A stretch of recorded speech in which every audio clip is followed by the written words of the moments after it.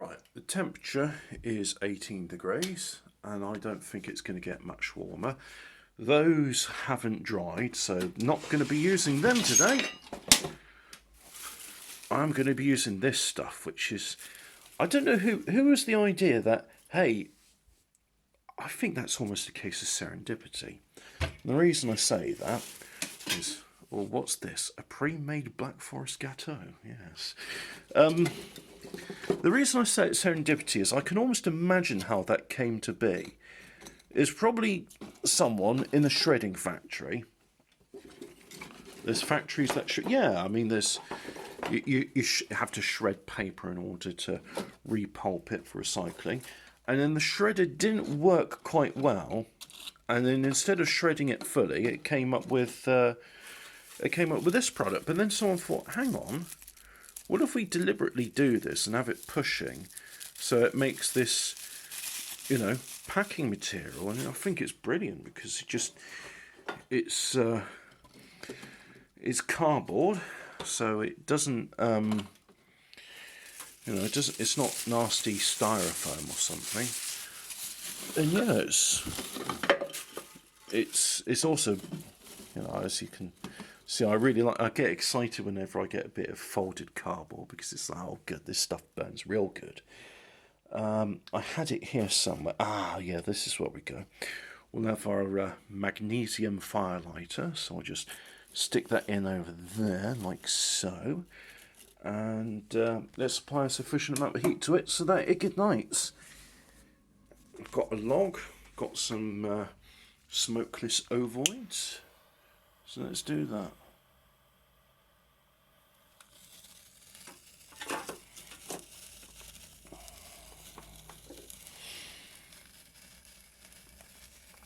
I bought myself a couple of, I say goodies.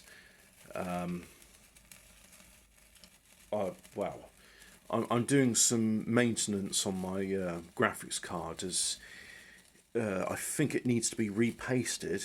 It's very, it will ramp up to seconds, full fans within seconds if I'm playing a game with moderate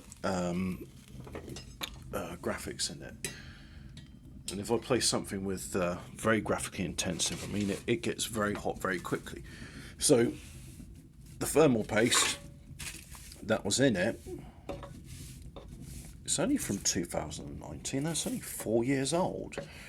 But hey ho, it's now at the point where it's an inadequate amount of pasting. So I'm going to repaste it, and I don't want to do that. And the reason I don't want to do it is because it's a pain in the arse to do. There's lots of screws in. Hey, don't put that cardboard in. Look, it's already burning. There's lots of screws. Yeah, there's lots of screws, including sprung tension screws. And there's thermal pads. And the thermal pads have this nice habit where they like to tear. So I've ordered in new paste, some 5mm thick and 1mm thick pads, as I imagine those are the ones that are most likely to tear. The thicker ones, I get a feeling that if I'm very careful with them, I'll be able to prise the heatsink away from the PCB without too much grief. But it needs to be done. I ran GPU, I forgot about GPU-Z. I ran GPU-Z and it said, yeah, the hotspot, that's now 104 degrees. And the GPU itself, 84 degrees or something like that. And I thought, well, that's insane. So the fans are spinning up 100% and just, I mean, it cools it, but it doesn't cool it like it ought to. And really just the fact that it would just so quick, instantly ramp up 20 degrees tells me that there must be a dry spot in the thermal paste, because that just shouldn't happen. But hey ho, it has happened, and now that's why I'm doing the thermal paste, and I'm having to psych myself up for it. I've done it twice before. I've been tinkering with computers since 1996, and I built my first one in 1995. And in that time, I have only twice before worked on the graphics card. One was a GeForce 3, and it had a horrible blower on it because Nvidia. I think the people that make Nvidia, they must be deaf. They don't care that it makes a horrible noise. So that was when we had the Zalman cards. That does need a bit more actually. Don't touch the sparkler. And yeah, so I replaced the heatsink on the GeForce 3 with a Zalman unit. And I remember at the time being, oh, this is cool. The previously heat-synced memory chips on that.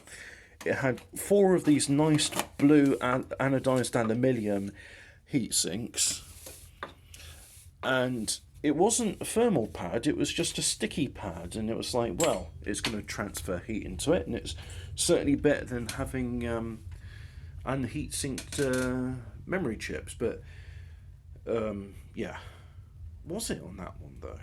I don't know. The important thing is the heatsink on it was replaced with a much larger one with beautiful copper fins and a nice slow revving Zalman fan, and it did the job. I wonder if Zalman still exist. I haven't really seen them. They were such pioneers when it came to quiet computing, and then they sort of got usurped by other companies, notably Be Quiet and Noctua. Hey ho. I've got both a Be Quiet and a Noctua. That's I. Hey, so I've done that with the GeForce 3, and then the only other card which I modified was had an ATI Radeon. It was an X800, and I had a Zalman Resonator at the time, so I had a CPU block for my Athlon FX55, and then I had a water block for the X800. So cold water would go to the CPU, go from the CPU to the GPU, and then it would flow back into the resonator, as they called it, because they tried to coin the term of it's a radiator and it's a reservoir. I love that resonator. It was great. I mean, my dad looked at it and he says, with all the aluminium you got there, that will probably dissipate 150 watts of heat. Probably dissipate more than that. They did eventually come with a a fan which could sit on top of it, which would defeat the purpose of having a silent computing. But this was before the era of SSDs, so you couldn't truly get silent computing, as you'd have a fan in your power supply, and then you'd have your hard drives, and it was only later with SSDs and powerful chips, which were also fairly efficient, could you achieve silent computing. And no, I've got silent computing, it's this mobile phone. You know, it does a lot which I want from a computer. It lets me browse the web and watch videos, and I can even play a few games on it. And it becomes inundated with adverts, and it insists on having a camera to spy on you at all times, or spy on your fire, or lack thereof. I mean, it's burning, but just barely. So we'll close the door on that, and then hopefully those flames will propagate. Let it breathe. And then I stopped using the water cooling because I went from the FX55 to a Core 2 Duo system, and I mean, it was a big increase in performance. However, do you know, I think I've still got that motherboard. Just a minute. Can I get it? here we go. I think it's this one. This has got a ignore that. This has got a core to this has got a core to quad in there. So where can I put this where it'll be safe? But yeah, that system I stopped using the water cooling because it was well, the CPU was nice and cool, but then it still, I still had crashing in my games, and I did some research into it, and it turns out that the voltage regulation modules become very hot, especially on Core 2 quads, and they need active cooling. And I got really bummed out about it because it's like, oh look, I've been obsessed about trying to get a computer which didn't have what? Didn't have any fans in it.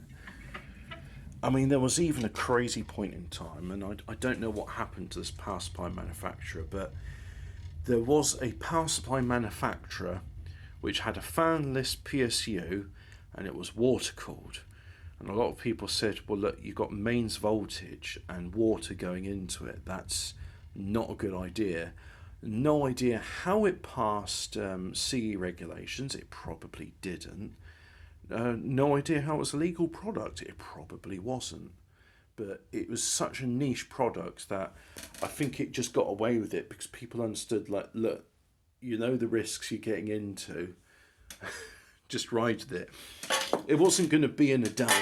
It wasn't going to be in a Dell computer. Put it that way. What do you call a fat computer? A Dell. Is that joke still pertinent? I don't know if Adele is still singing or not. I don't really follow modern culture. Yeah. So anyway, with that, because the VRMs get very hot, you need some sort of cooler on it to keep things from overheating. Bit annoying, but hey ho, you can have silent PCs these days because you can get yourself like my PC's got a titanium rated PSU, and the fan is semi-passive, as in it's never turned on when I've used it because I've not used it enough. But I suppose if you were to put a more powerful graphics card in it, it would eventually start drawing enough power where it would need to. And what's that smell? Is it damp? Is it the lemons? No, it's not warm enough for that. Must be something in the stove. Yeah. So yeah, this will be the third time I'm working on the graphics card, and I'm sure once I get it over and done with, I'll be like, oh, what was the big worry about? But I've got like three concerns. The one concern is do we do it this way? Yeah, I think you do it this way. Concern number one is I tear the thermal pads. And if I tear the thermal pads, then that could just be game over. It'll be like, right, you're not putting that back together until you get a replacement thermal pad, or you make sure that it's not going to be an issue. Concern number two is when taking it apart, I rip a ribbon cable somewhere, and now my fans don't work. And that's not the end of the world. You can buy replacement fans. Concern number three is when I put the heatsink back together again, I over tighten the screws and I hear a crack, and that crack, it'll be worst case scenario, the silicon die is cracked, which means you've now got a dead graphics card. But either way, it's going to be dead if I don't do this, because it's not getting cooled. So, you know, it's got to be done. It's got to be done. Yeah. It has got to be done. Hey ho. I'm sure I'll be enjoying plenty of gaming on that graphics card to go with, because I was looking into upgrading it. I have a 2070 Super, but then I look at modern games that come out and just go, do I really want to do this stuff? I think I could justify a new CPU and motherboard in the future, because I think I've got. I'm not sure if I've got the fastest chip my motherboard can support, but it's about as fast as I want. But in the future, I could justify having a faster, more powerful CPU, because that would mean I could run more complex simulations. And the games I like playing, they are complex simulations, so they benefit from having more CPU power. And that's one of the reasons I upgraded my CPU. And I had a Ryzen 1600 and I replaced it with a 3600. But I've been looking at the performance that you can get from the 7000 series and gone, well, that's really cool. That's what I do back when I'm in gainful employment and can set aside some money. Yep. Yes, sir. Yepperos. Hey ho, graphics card. It's been bothering me. And apart from that, I bought a soda stream. I'm going to get busy with the fizzy. I told my dad about it. He says, oh, well done. You're going to make a fizzy white wine? And I said, well, yes, I could do. But the main reason I want to get it is because I want some lemon juice. I want some lemonade. And I don't want lemonade which has got all these chemicals in it. Like, as far as I'm concerned, a lemonade should include water. That's a big one. You need water. Carbon dioxide. It's not going to be fizzy without the CO2. And sugar. That's a big one as well.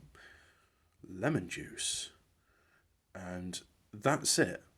You could go, oh, I have ginger. I'll have lemon zest.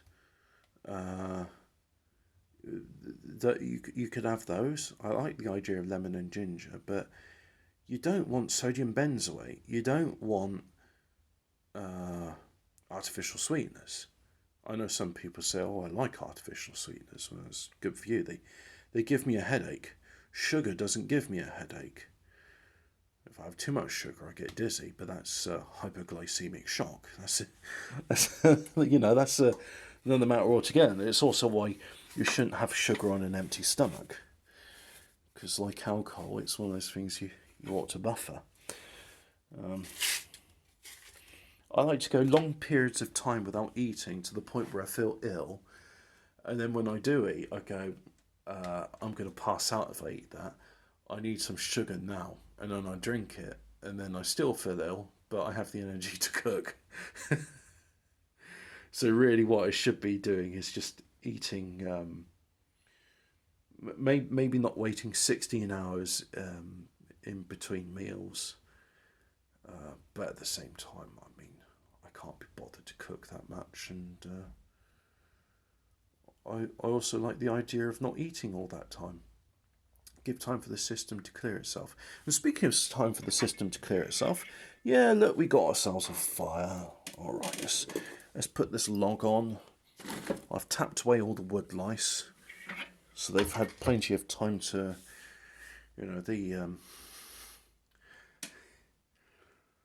oh dear. You see, the woodlice are like the gazans, and we've given them 24 hours to vacate their homes, because after that time we're going to burn them. Oh, God. I'm sorry.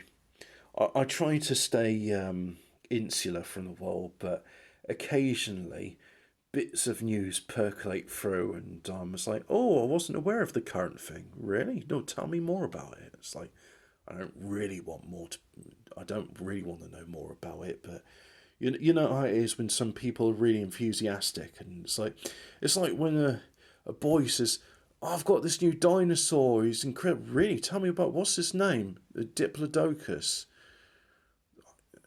Of all the dinosaurs, I think I like Tyrannosaurus Rex. And a Diplodocus was big. And the one I really didn't like was Triceratops. I thought it was trying too hard. It looked stupid. But you know how a boy gets really enthusiastic about it. It's like, I've got this, this new dinosaur. It's incredible, and it goes rah, and it's telling you all the things about it. It's just like, a lot of it's based on speculation, because it's like, oh, how do you know about that?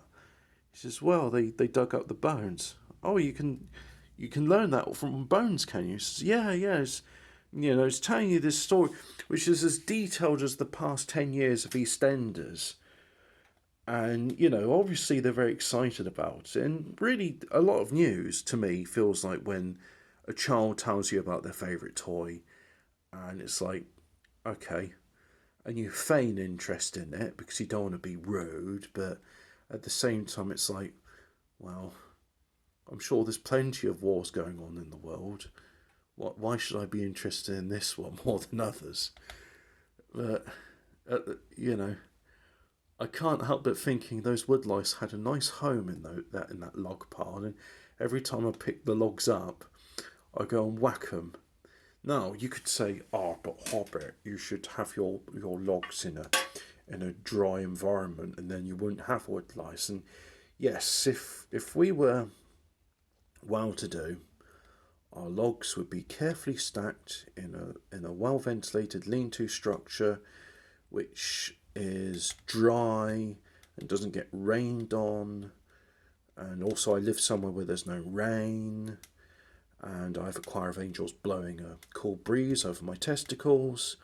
But unfortunately, you have to make do with what you got. And what I've got is a soggy bottom. So unfortunately, my logs do get rained on. And then woodlice collect on them.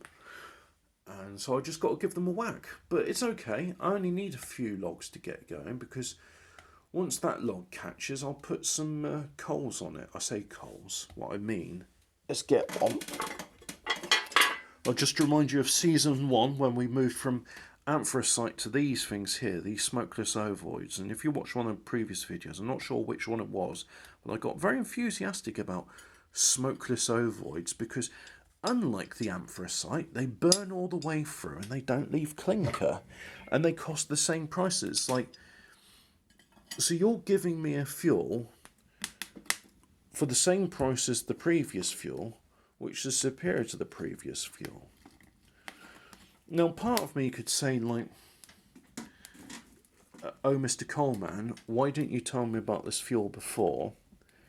And the answer being is, when my late grandfather used to buy the coal, he'd insist on having anthracite.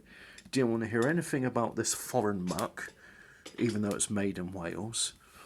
It's like, I know what I've been using. I've been using anthracite all my life, and I'll use it to the day I die. It's like, but Grandad, that's not true, because when you grew up, you're in London, and because of the smog act in there, they had to replace the coal fires with coke or charcoal. So you weren't using anthracite when you grew up as a little boy. Anyway, anthracite. It's not as good as these smokeless ovoids. Wish me luck with my graphics card. Bye.